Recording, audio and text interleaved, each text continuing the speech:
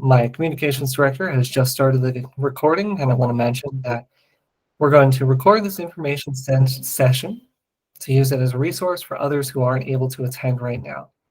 We're going to have it recorded on the grants website, for the OOCC's grants website, excuse me.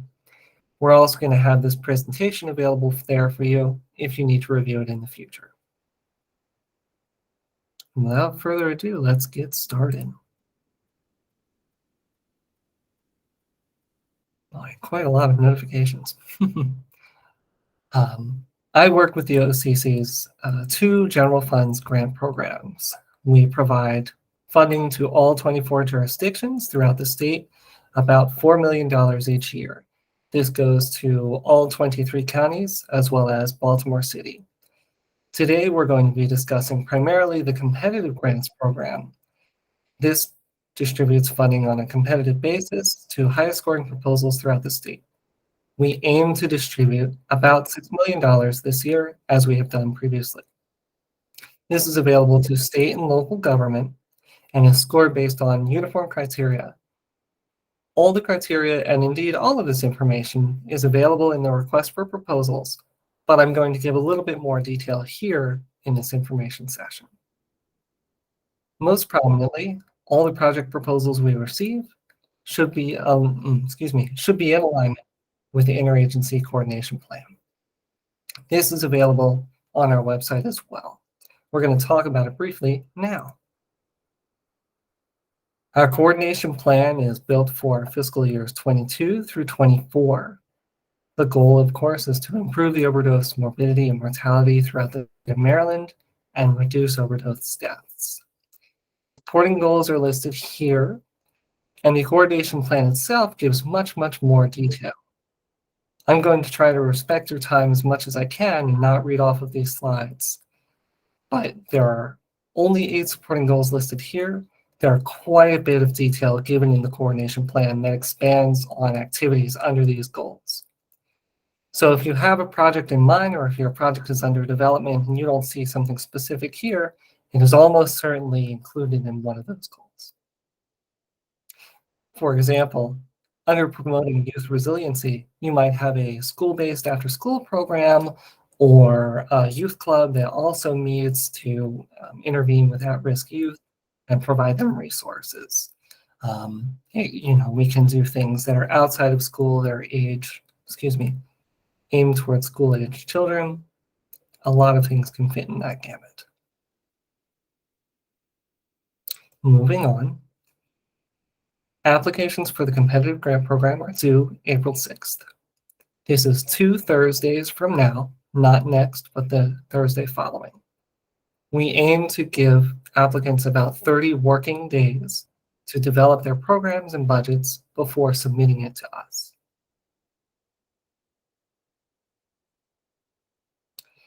What we are in right now is called the pre-award stage.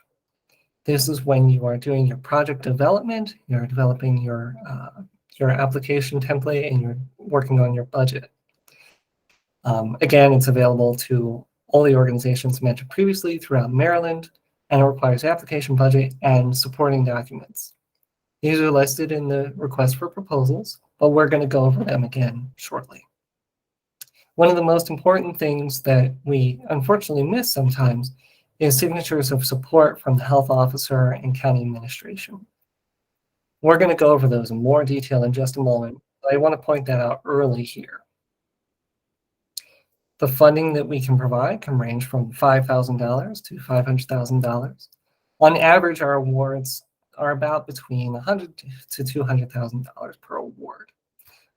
But in all honesty, we do make awards of $10,000 to $300,000, depending on the size and scope of the project.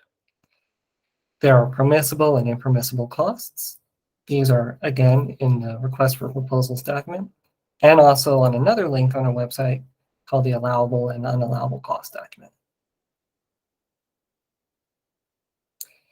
We're going to go over briefly the application form instructions and some of the sections on there as well.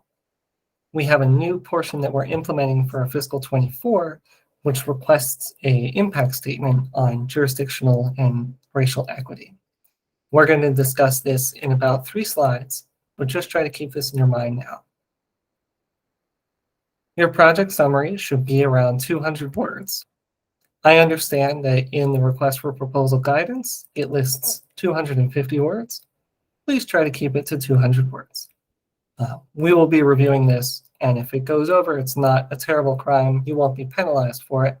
But if you're here listening to this guidance, we would appreciate it if you kept it to 200 words. We'd like you to describe the organization and general aim of the project, the main function, and who the project is targeting, who you're looking to serve. If there are any major budget items here, such as staffing or equipment that you want to purchase, this is where you would include those details. After the project summary, we have the problem statement here, /needs justification.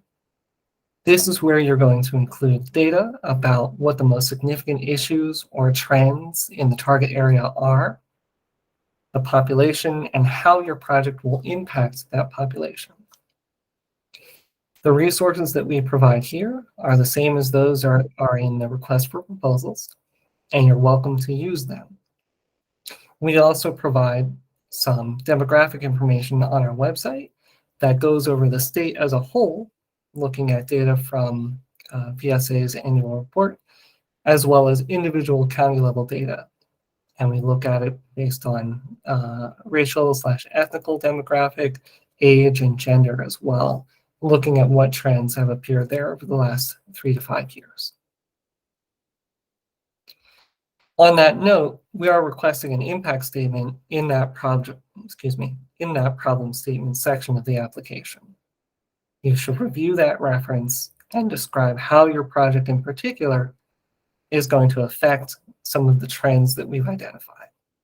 So if the trend says proportionately Black Marylanders are more at risk of a fatal overdose in Baltimore City or in a given jurisdiction, and your project is in that jurisdiction, you'll want to identify how your project is going to address that disparity that has arisen. It won't necessarily be the same for each jurisdiction, which is why we present jurisdiction level data as well. So you should not necessarily be targeting, you should not necessarily be trying to act on a statewide trend if it's not representative within your jurisdiction. Moving on. The next 2 sections of the application form are your project goals and objectives and your performance measures. The timeline is present here, but we'll get back to the goals and performance measures in just a moment. The timeline is fairly simple. Tell us what you're going to do and who is responsible, how you're going to measure whether that activity was completed, and when it's supposed to start and end in your project period. An example would be if we're hiring peer specialists to work in coordination with schools or in coordination with outreach centers. You would start hiring July 1st.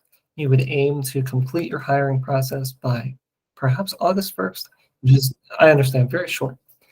And then their work would start August 1st and so on. You've seen timelines before. I'll try not to belabor this any further. I would say one of the more important parts is working on your goals, objectives, and performance measures. I won't read through this, and this is present in the request for proposals, so don't feel like you need to go over it all right now. Goals are fairly standard by this point.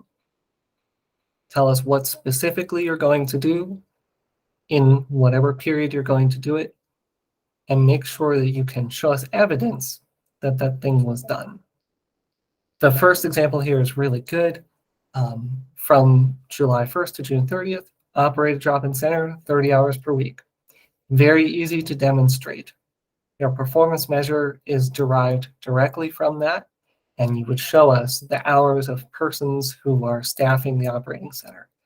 That would justify, yes, you met that performance measure, and here's documentation to prove it. The most important thing about performance measures here is this is how we show that your project was effective. If you aim to provide re-entry services, if you aim to provide care coordination. Then you're going to show with documentation, here are all the people I made referrals to, here are all the people that entered into treatment, etc.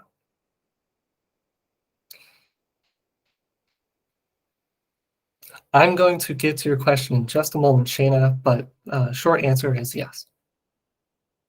Moving on. There are two other sections here on the application form before we get into signatures. The spend plan is going to be a narrative version of the budget that you are preparing. You're going to describe the major categories, what staffing positions you're going to have, if any, major purchases that you're going to make, and describe, if there's any ambiguity, this is the place that you would explain it. This is also where you're going to provide us information about other funding sources that you're seeking, if it's through a federal grant or a state grant, or if it's a fee for service. If there are other funds coming into your agency that support this project, this is where you would give us those details. The next section about the program sustainability plan, it shows us how this project will continue in the future without necessarily having funding from the OOCC. The example we give here from Talbot County Public Schools, also in the grant document we released, gives an example of them hiring a social worker to work in the Bay 100 area. They were able to support this project in this hypothetical with OOCC funds. In the future, they're going to speak with Talbot County Council to have that person brought on as permanent staff. Just an example of how you would create a program sustainability plan without the promise of future funding. This section here regards signatures, and it's one of the places that we see so much as a pain point in the application. Signatures are really critical because they show support and coordination with the local health departments. We are lucky to partner with so many recovery organizations throughout the state that have a network of other service providers they can immediately contact. If someone comes to them and they need counseling, if someone comes to them and they need to begin treatment or start to induce or maintain treatment, it's important that they have a network of coordination that they can go and talk to. Working with the health officer and working with the health department ensures that the health department knows who's operating in the jurisdiction, and they can receive referrals.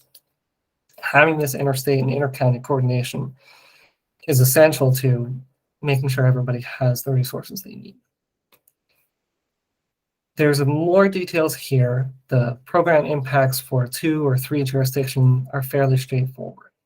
The requirements for Baltimore City are a little different because of the timeline that they need to review documents.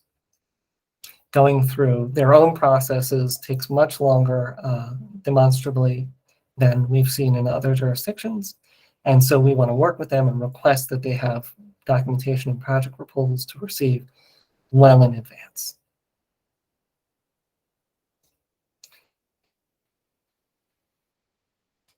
Sybil, excellent question. March 16th is at this point passed. If you reach out to Brittany Spencer, the director over there, they may be able to review your project, but they may not.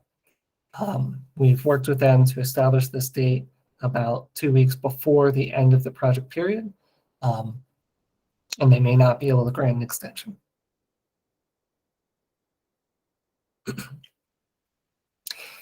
Next up in the application package, we have a bunch of information supporting documents from non-state and non-local government organizations. We request the most recent audited financial statements and most recent financial statements so we can review the financial standing of the organization. We would like your company description, employment identification number, and whether you are a for or nonprofit organization, as well as your statement of good standing with Maryland and your nonprofit determination.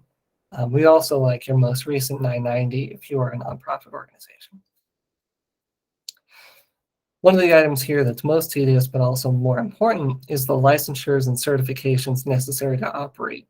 This is where we're looking for, if you're a recovery resident, for example, MCOR certification. If you are a peer, you're looking for your peer certification, your licenses to do business and have the certifications necessary to perform the project that you're going to perform. If part of your project is gaining certification, such as for a peer, that's not necessary because we can understand that your project is to gain it, not necessarily have it at the outset.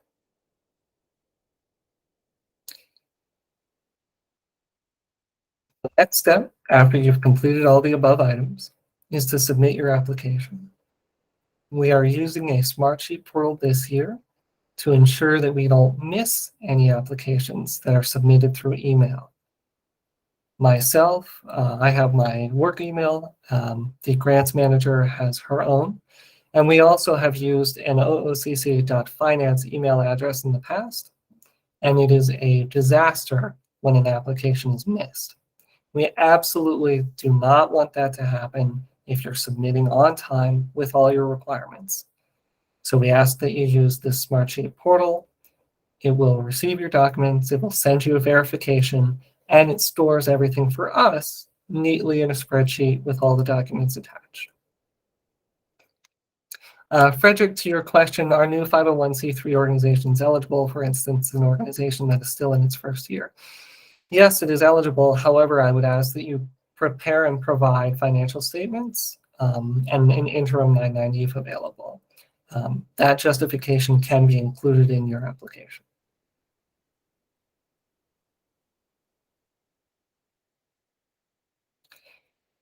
At this point, we're entering what we're calling the award stage. This is where the OOCC begins its evaluation and review of your documents.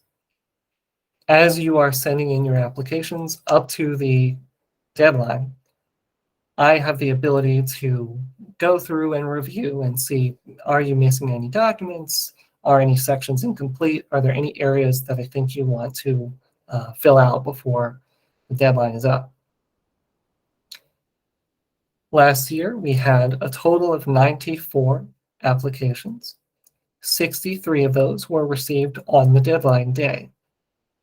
I was not able to review those before midnight on that day. So if you wait to submit, we won't necessarily have time to review your application ahead of time. On that note, I'm also available to answer any questions you may have. This information session is not the only time you need to hear from me. My email will be provided at the end of this, and you're certainly welcome to reach out to me for any questions.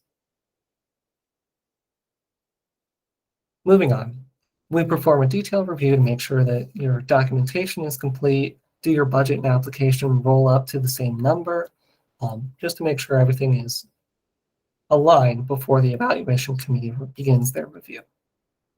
We impanel a selection of subject matter experts from local, state agencies, also community organizations to participate in that review. While they are reviewing on the evaluation criteria that's contained in the request for proposals document, they're also bringing their own subject matter knowledge about what is appropriate and what is effective, so that we have a wider variety of information to bring to the table there. The criteria that we're going to go over in just a moment, I will reiterate, is contained in your request for proposals document. You have the information now to know what we are looking for, so this information is available to you. After the review, then we will prepare the award letters and execute their grant agreements. As a note, this is a reimbursable grant, and projects may not start until the grant agreement is executed. Expenditures cannot be reimbursed if they are made before the grant agreement is executed. So it's very important to be complete as to the grant agreement before the project begins, to make sure you're not spending money that's not guaranteed. Given the questions that are coming through, I'm going to hold on answering those until a little later in the presentation. but I will try to get back to them.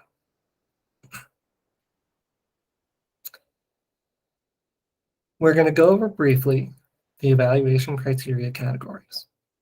These have different point values. They are looking at your project application, and these are generally all the sections that are involved in your application. The only section that is not is here at the bottom, and I'll talk about that in just a moment. While the weights here are different, all the information that are included in, we'll call them sub-criterias, are included in your request for proposals. For example, in your project summary, we're looking to see, is it aligned with the interagency coordination plan? Here's how many points are assigned to that.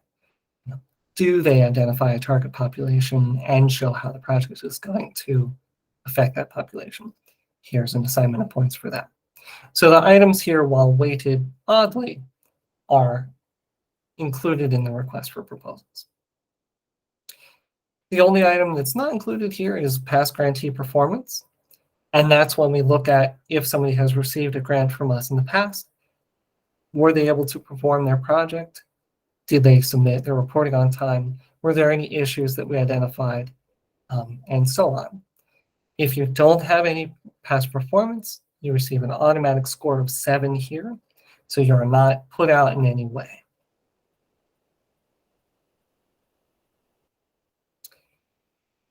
At this point, the evaluation committee has completed their review. We've submitted award letters and grant agreements, and we are off to the races. This is the post-award stage, or the period of performance. I mentioned this a little earlier. Reimbursement and reporting is on a quarterly basis, and this is a reimbursement basis grant. So for example, looking here, work that is done July through September, the reporting is due by at least October 30th on a quarterly basis. And that means that work that is performed in July won't necessarily be reimbursed until October. So having that information can inform how you develop your projects. Smaller organizations may not be able to support themselves on a reimbursement that's 3 months later. In situations like that, we have been able to create adjustments to compensate.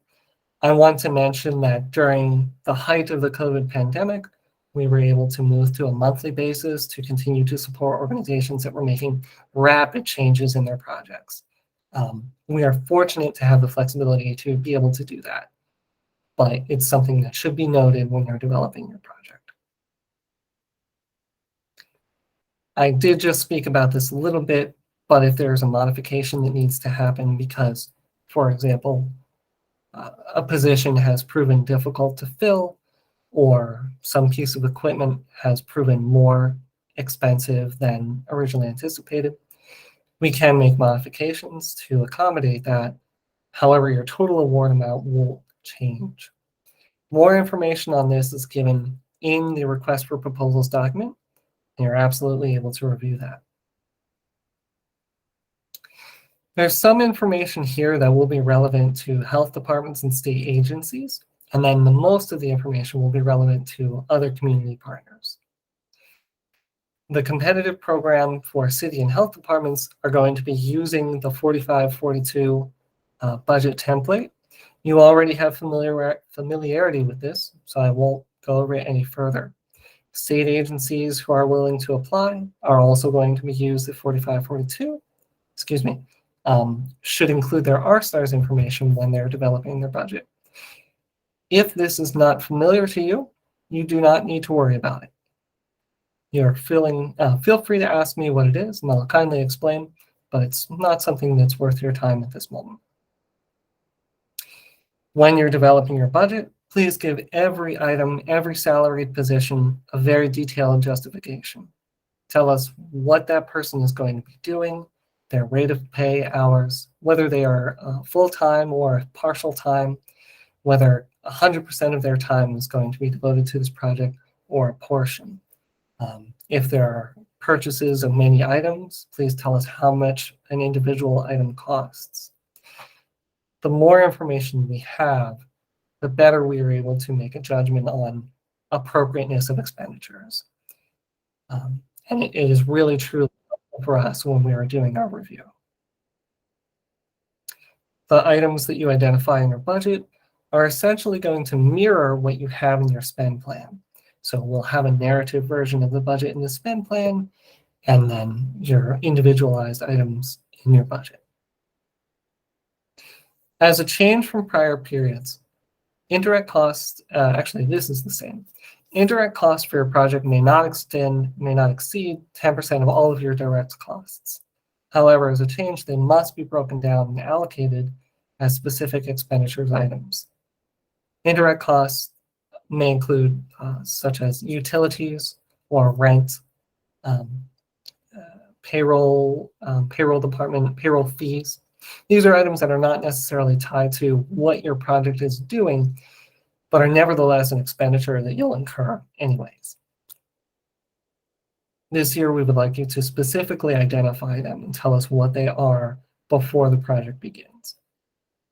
And so when the project begins, reimbursement can be to those exact items. Moving on. This goes again over the individual sections of the budget form. I'm not going to spend too much time on this. If you have any questions about the budget form, where an item might go or how you want to break it down, please reach out and ask. I'm more than happy to help you, especially because our budget form doesn't necessarily look like everybody else's budget form. You might have items that you're unsure where to place them, if they go under other or equipment, materials and supplies. Equipment and materials are both physical widgets. What would be an appropriate place to put this or that? I'm happy to help you with that. I already mentioned about indirect costs, so I'm going to move on from this slide now. We talked a little bit about the budget and reimbursement. What we use for reimbursement is a reimbursement form. It's simply an Excel sheet that provides spaces for the information so that we can process a payment to you. This is built from the budget that you provide us. So if you have salaries $100, fringe $10, we just take those two items, put them into the reimbursement form so that when you submit, you can say, I'm submitting for the salaries and the fringe that I told you we were going to request. It's very simple, and it helps us know, are your expenditures according to the project you submitted? Is there anything that doesn't need to be here? Interesting. I'm going to share my screen again. Latanya, it's good to see from you.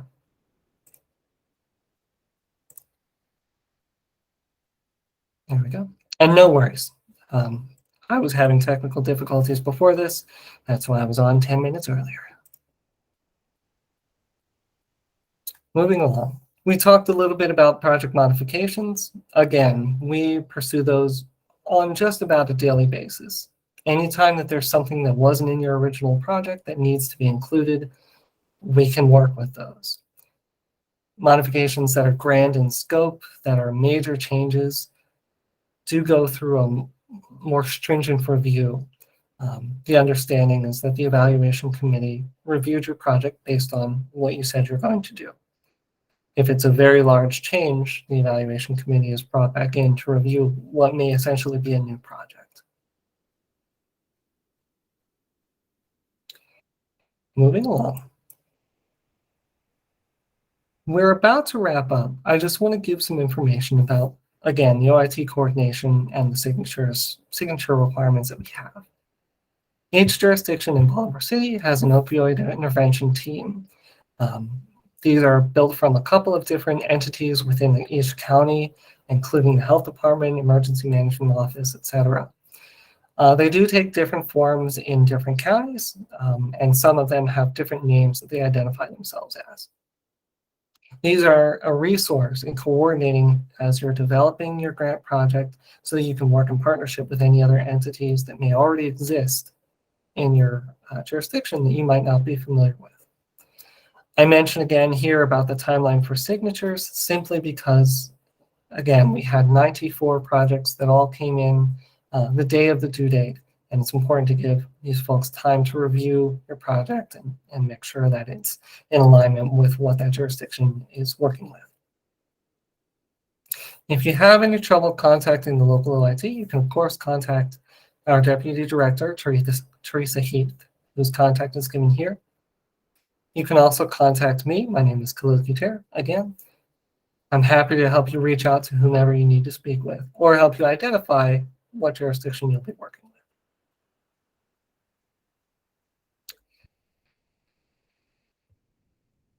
with. Okay. That brings us to the end of this presentation. My email is listed here. I'm also going to add it into the chat box for this information section.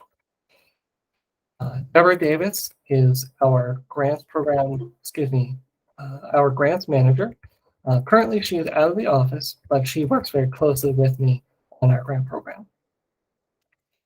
At this time, I'm going to roll back through the questions that we have in chat and see if I can answer them before we get away and I start accepting questions here. Okay. I'm going to go up from Teresa's responses. Daniel Cox, our project covers 8 counties other than Secretary. What other signatures / letters do you need? Secretary of Health, that's what you're going to need. You may want to pursue signatures / letters of approval from the health officers or the local detention centers that you're working with. Not knowing exactly what you're planning. Actually, yeah, the local detention centers are who you want to work with, because we discussed this earlier this week. All right, Simone, we answered. Presentation is going to be available. Given this, Howard Ashton, given the $6 million projected funding max, oops, he disappeared. Given the $6 million projected funding max, are correctional facilities being funded separately, or are they included in the fiscal 24 competitive grant? Correctional facilities are able to apply for funding through this fiscal 24 competitive grant. I will mention that that several correctional facilities have received funding through the Examination and Treatment Act grant program, also through us. I will also mention that we received applications in the same way through a competitive grant program for that. So any funding that you see going through there was because we received an application. Any funding that you don't see going through there, if there's a detention center left out, we did not receive an application for them. We can discuss more if there's more information you'd like on that, but happy to work with you. I know that's been a hot topic this week. Danielle, out of contacts, is there any time I should shoot for on the 7th?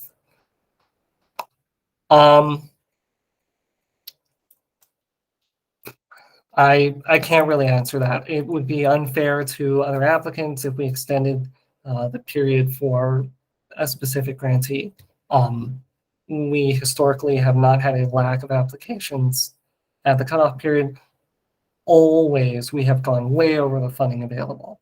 We had $6 million available last year. We received requests totaling $19.4 million.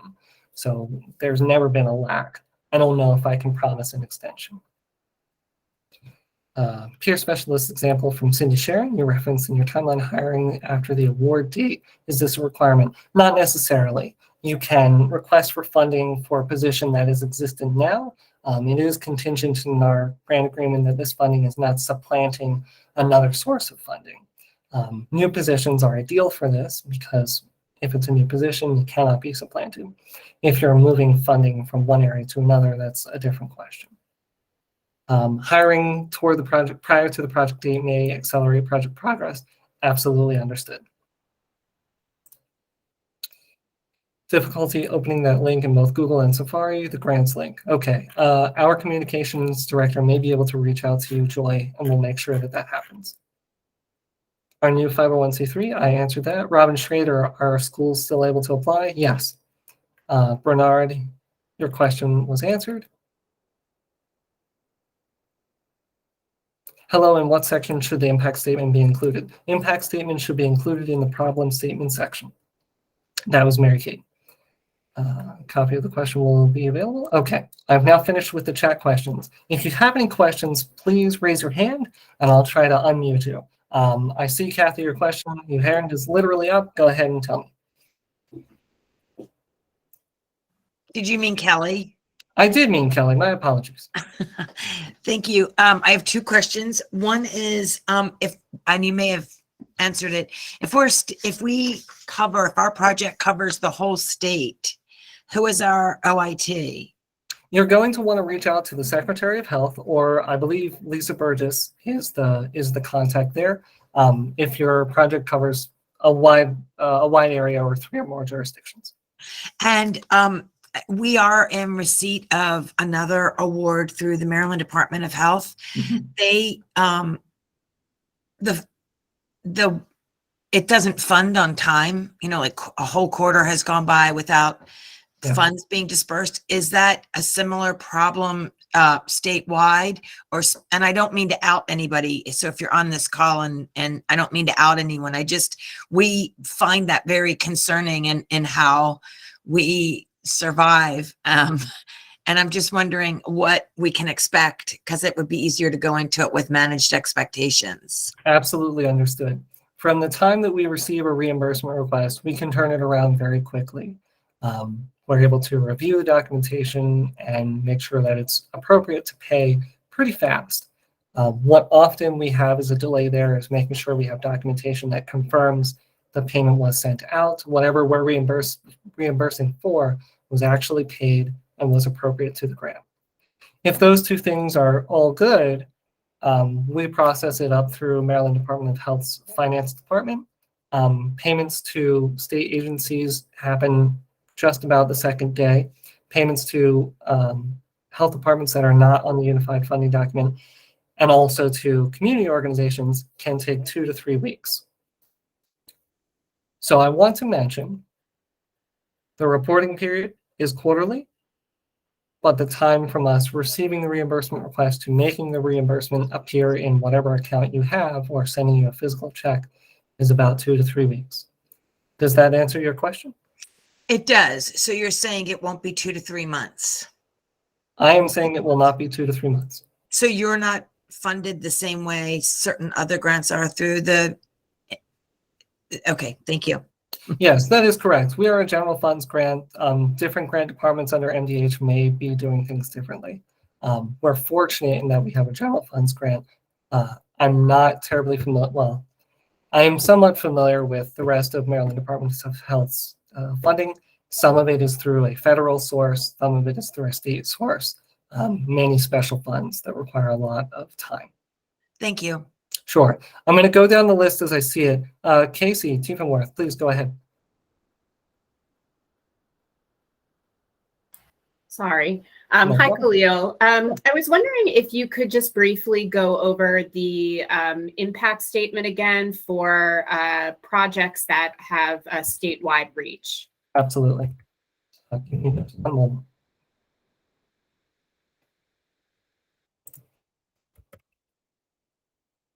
Back. Okay, here we are. So we provide a couple of resources on our website, and you can also have resources available to you. The impact statement looks at the data that's provided on those resources, looking at trends that are throughout the state, as you mentioned, and how the project will affect those trends. So if the trend you're seeing, and I'm not prescribing anything, I'm just hypothesizing. If the trends that you're seeing are a drastic increase over the last 5 years in mortality rate for Black Marylanders 55 and up, you would want to identify in your project how your project is going to take action on that trend. We're going to provide resources that target people in that demographic. Just because other people may have this question, if your jurisdiction happens to not have a recovery center for women or a recovery center for men, you would want to say how your project identifies, providing access, providing transportation for those folks in need. Does that help? I think so. So if I could just sort of paraphrase what I heard to make sure I'm clear, for projects that have a statewide impact, we don't need to drill down to jurisdiction specifically. We could talk about the impact statement from a statewide perspective. Correct. Okay. Excellent. Thank you so much. Of course. I want to also mention the document we provide has state level information from VSA and also from our annual report, and then it has a subsequent section for each jurisdiction. Suzanne Spur, please go ahead. You're muted. Tell me again. You're still muted. Tell me again. I'm not able to hear you. Try this. How about now? Wonderful. Tell me. Okay. What about proprietary information? Or I have a device, not a service per se. Excellent question. Thanks for bringing that up. You have a device, not a service. So I'm hypothesizing your project may be acquiring funding to create and distribute this device. Okay. Yes. You would want to identify that information in your project. I think if you are requesting funding to develop a new thing, a new widget, you would want to put that in your project application. It's not an unallowable cost. It's not an unallowable project by any means. So you could certainly make an application for that. Okay. I appreciate it. I appreciate the information and your ability to present this information. Thank you so much. Of course. I'm going to go back to the chat. Jess, please. Jess Canterman, tell me. Hi, yes, thank you so much for hosting this today. I was just hoping for a little bit of clarity. So in section 3, we're required to identify program goals and objectives using SMART, understand. And then I wanted to just sort of compare that to section 5, where we have the timeline. Now, I think the timeline has like a sort of matrix with goals, key tasks, objectives, persons responsible. I just wanted to clarify, in that goals column, should we be restating the goals that we've identified in section 3 and how we intend on accomplishing those? Yes, these 3 sections are somewhat derivative. Okay. The project goals do say generally what you're going to do. Performance measures says how you're measuring that you were able to perform them. Your timeline gives you dates that may already be identified in the SMART section and presented in a different way. Okay, got it. I just didn't know because when I was going through it, it felt like I hope they're okay with the fact that I'm just kind of restating the same information. So, all right. But just differently, restating similarly, but differently. Correct. All right, thank you. Sure. Danielle. Hi, Cleo. Hi. Just clarity. I wasn't asking for an extension. I was just sorry. asking more on, is that date, so that isn't the due date, like by the end of that day. What you're saying that you would like to have them before April 7th is what Correct. We'd like to have applications. The due date is April 6th, I believe, at 11:59. Okay. And then the other thing is, I don't think I would need signatures from detention centers because we are the state prison systems. Of course. Yeah. So offering services in the parole and probation offices in 8 counties. So that was my question. Like, do I need something from each of those counties that we would be providing services at? Or just, yeah. I'm not sure. Let me noodle on that for a little bit. I'm going to make a note.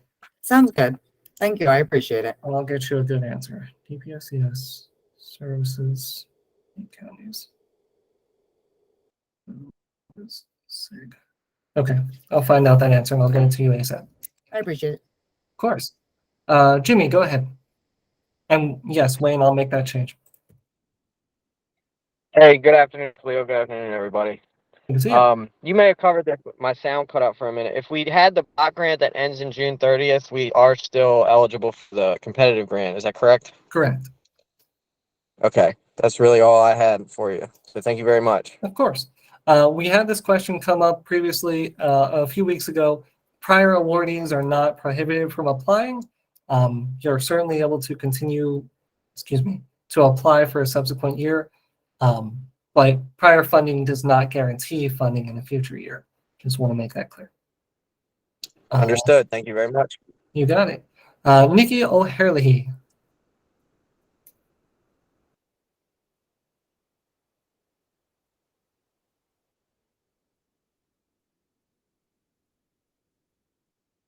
I saw you for a moment. You may be muted.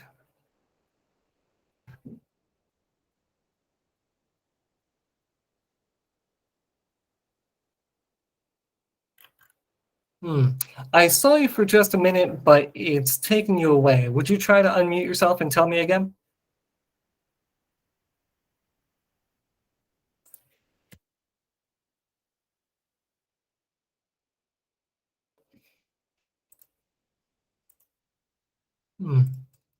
Okay. Nikki, I'm going to hear from you in just a moment. Let me know if you're able to come on. Latanya, please.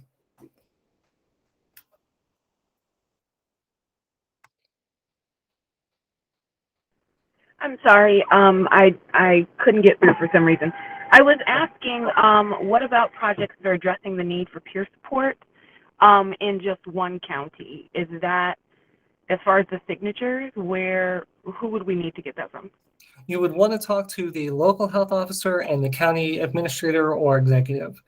Chances are the county admin will have a delegate that will delegate a signatory for them. But those are the two folks you will want to talk to. Okay, say that one more time so I'm writing it to myself. Sure. If your project is addressing peers in a single county, you would want to talk to that county's health officer, and you would want to talk to that county's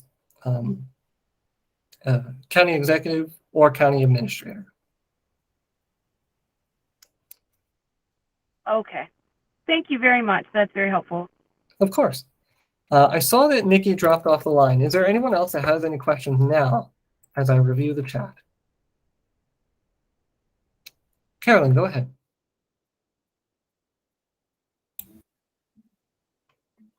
Hi. When you say county executive, are you talking about a member of the OIT, like a chair of the OIT, or are you talking about somebody else? In this case, I'm talking about the local county government executive. Okay. All right. Thank you. Sure. I see a question from Laurel Mitchell. Treatment for youth be included as well? Absolutely. I also didn't hear your answer about the schools, if schools are eligible. Yes, schools are eligible. This includes projects that are in schools as well as a public school, itself requesting grant funding. Thanks. Of course.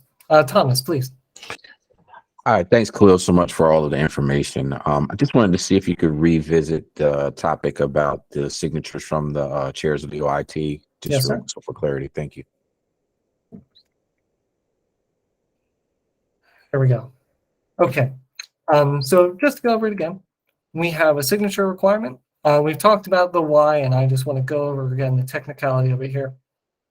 If your project is only in one jurisdiction, you're going to be talking to the local health officer and the county executive or administrator.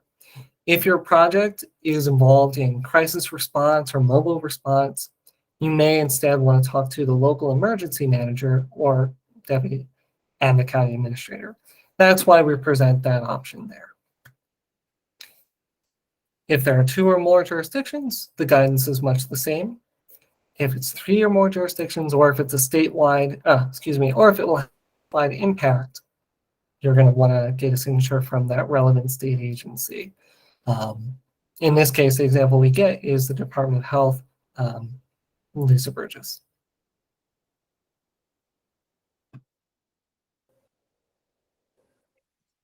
Thank you. Of course. If you, again, have any questions subsequent to this information session about who you should talk to, I'm very happy to help you get in touch.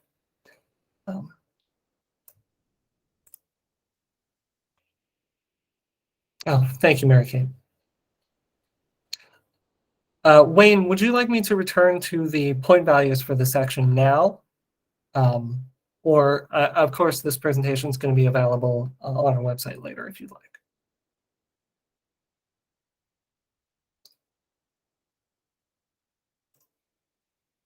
Okay. Are there any other questions that anyone has for me today?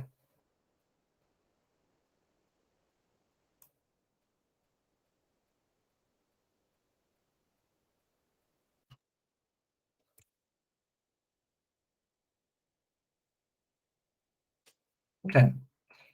Hearing none, I'm going to leave this up for another couple of minutes, and then I'll end this presentation.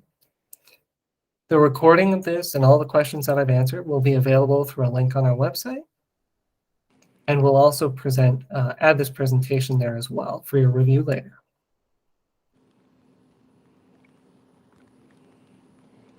I want to thank you all for attending. Looking forward to reading your applications. Lots of familiar faces here. I'm very happy to be working with you again. I really appreciate your partnership, both as an aspect of my job and an aspect of my life as a Marylander. I'm very happy to be here.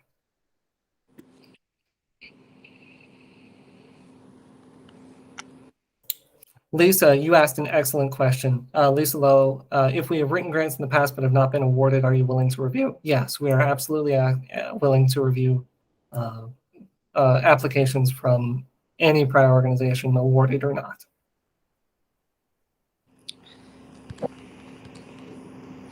How do we access that? What do you mean? How do you access what? How do we have to make an appointment with you, or? Oh, do you mean, am I willing to review an application that you submit previously? Yeah. Oh, sure. I'll take a look at the presentation and I'll wrap up what the evaluation committee, any comments that were there, and I'll be happy to work with you on that. Are you trying to remake a prior application for this fiscal year? Yeah.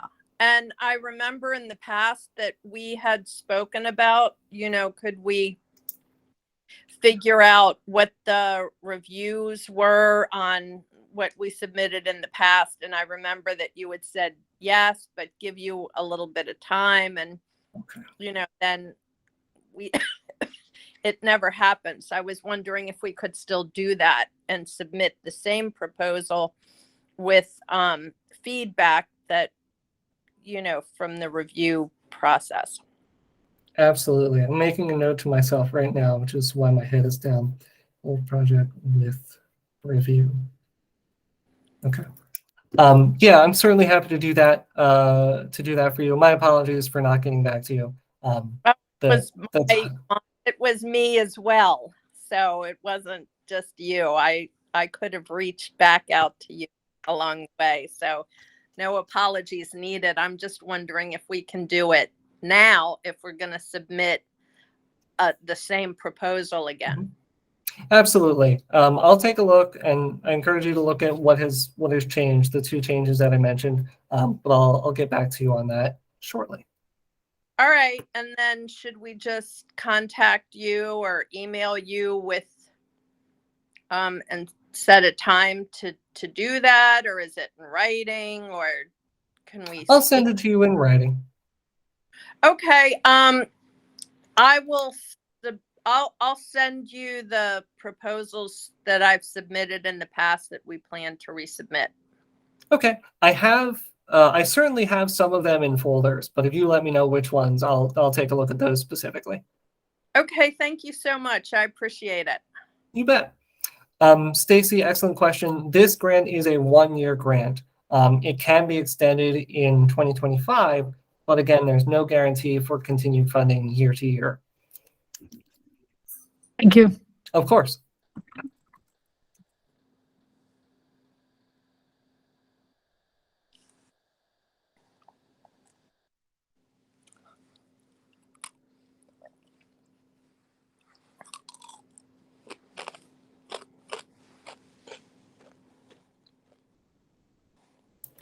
Okay.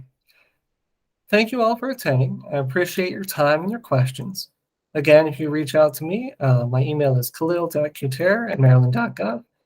I put it in the chat a little earlier. I'm going to click back through to the end of this presentation so you have access to it again. Feel free to reach out. I'm happy to speak with you and work with you. But otherwise, I'm going to give you back a whole 4 minutes, and I will talk to you soon.